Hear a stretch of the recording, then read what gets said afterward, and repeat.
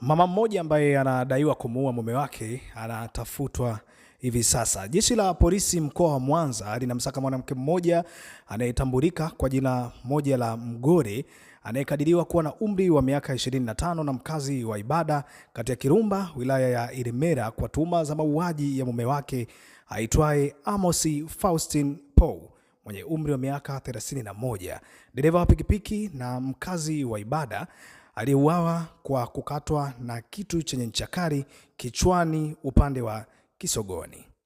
Tukio hilo limetokea Juni 25, 2025 majira ya saa 4:30 usiku huko katika hospitali ya mkoa wa Mwanza Sekou Toure, muda mchache wakati Amos Faustin Paul alipofikishwa kwa ajili ya kupatiwa matibabu ili kuokoa maisha yake baada ya kujeruhiwa na kitu chenye ncha kali, na mke wake wakiwa chumbani kwenye nyumba ya Joseph Bukoma Misungwi iliyo eneo la Ibada, wilaya ya Ilemela walipokuwa wamepanga.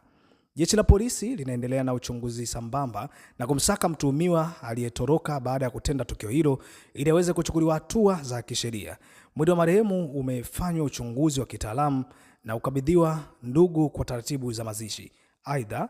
chanzo cha tukio hilo ni wivu wa kimapenzi, kwani inadaiwa mwanamke huyo alikuwa akimtuhumu mume wake kuwa na mahusiano ya kimapenzi na wanawake wengine.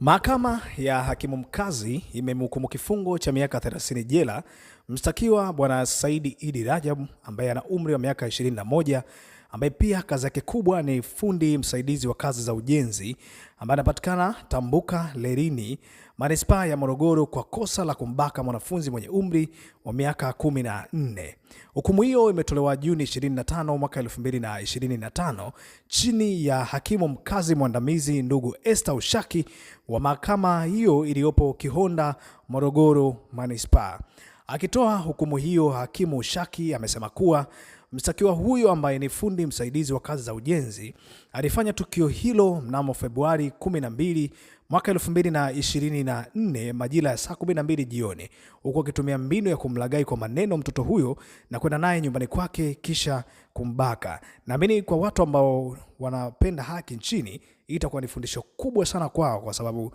hiki kitu ambacho amekifanya ndugu Saidi Idi Rajab kwa umri wake na kwa mtu ambaye ameenda kumwingilia ni hatari sana, na hivi sasa wazazi wanakumbushwa kwa kiwango kikubwa kuweza kufuatilia usalama wa watoto wao, kuepusha matukio ya ukatili ambayo yanaendelea katika jamii zetu kila itwapo leo.